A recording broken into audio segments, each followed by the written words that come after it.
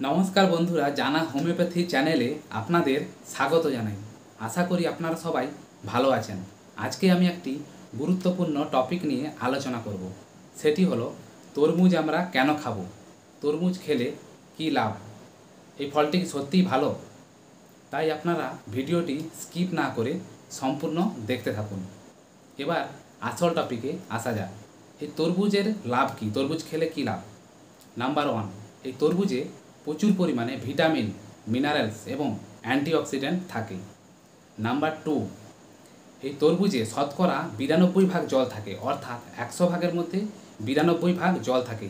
তাই এটি শরীরকে হাইড্রেট রাখতে সাহায্য করে।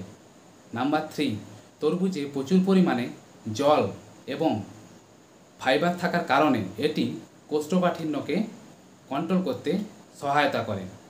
এই তরমুজে প্রচুর পরিমাণে ভিটামিন আছে, সোডিয়াম, পটাশিয়াম ইত্যাদি রয়েছে। এই তরমুজে খুব অল্প ক্যালোরি থাকার জন্যে এটি ওজন নিয়ন্ত্রণ করতে সাহায্য করে। এই তরমুজে লাইকোপেন নামক এক পদার্থ থাকার জন্যে এর রং লাল হয়। আমরা যেটা লাল রং দেখি, এই লাইকোপেন থাকার কারণে এটি লাল দেখায়। এই লাইকোপেন মূলত শরীরে অনেক কিছু কাজে লাগে। এই তরমুজে আছে প্রচুর পরিমাণে ভিটামিন এ, যেটা কিনা আমাদের স্কিন ভালো রাখতে সাহায্য করে। এর পাশাপাশি চুলের জন্যও এটি খুব ভালো, চুলের স্বাস্থ্য খুব ভালো রাখতে সাহায্য করে। এবার আসি, এই তরমুজের বীজে প্রচুর পরিমাণে মনো আনস্যাচুরেটেড ফ্যাটি অ্যাসিড এবং পলি আনস্যাচুরেটেড ফ্যাটি অ্যাসিড থাকে, যার ফলে এটা কিনা হার্ট অ্যাটাক নিয়ন্ত্রণ রাখতে সাহায্য করে।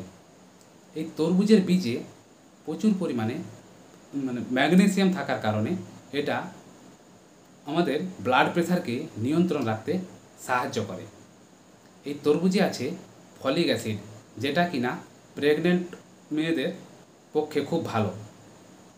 এবার সর্বশেষ আরেকটা কথা বলি, এই তরমুজে আপনারা যখন তরমুজ খাবেন, এই তরমুজের জুস না খেয়ে সবথেকে বেটার এই তরমুজটাকে, ফলটিকে কেটে যদি খান, সেটা শরীরের পক্ষে অনেক ভালো হবে। তাহলে বন্ধুরা ভিডিওটি বুঝতে পারলেন। যদি ভালো লেগে থাকে প্লিজ সাবস্ক্রাইব করে দেবেন। ধন্যবাদ বন্ধুরা।